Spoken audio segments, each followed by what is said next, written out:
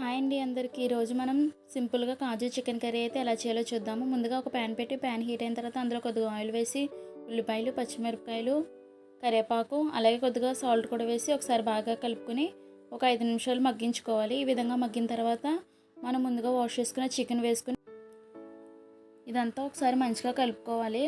కలుపుకున్న తర్వాత అందులోనే కొద్దిగా పసుపు కూడా వేద్దాము.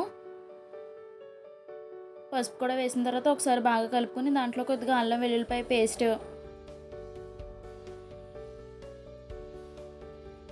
అలాగే కొద్దిగా సాల్ట్ అయితే వేద్దాము. ముక్కలకైతే సాల్ట్ పడుతుంది.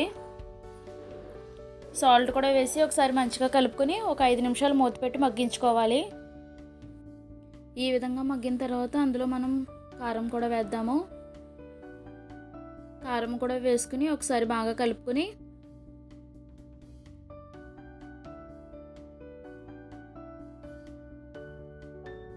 కొద్దిగా వాటర్ కూడా వేద్దాము. వాటర్ కూడా వేసిన తర్వాత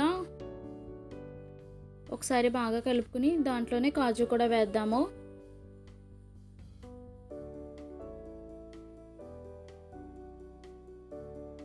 కాజు కూడా వేసిన తర్వాత ఒక 5 నిమిషాలు స్లో ఫ్లేమ్లో మంచిగా కుక్ అవనివ్వాలి.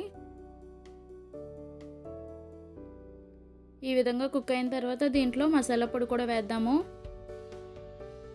మసాలా పొడి కూడా వేసుకుని ఒక 2 నిమిషాలు మంచిగా కుక్ అయిన తర్వాత కొత్తిమీర కూడా వేసుకుంటే అంతే అండి, ఎంతో easy and tasty kaju chicken curry అయితే రెడీ అయిపోతుంది. చాలా ఈజీ ప్రాసెస్ అండి. డెఫినెట్గా మీరు కూడా ట్రై చేయండి. చాలా బాగా వచ్చింది. ఓకే అండి, థ్యాంక్స్ ఫర్ వాచింగ్. ఇంకా మన ఛానల్ ఎవరైతే సబ్స్క్రైబ్ చేయలేదో ప్లీజ్ సబ్స్క్రైబ్.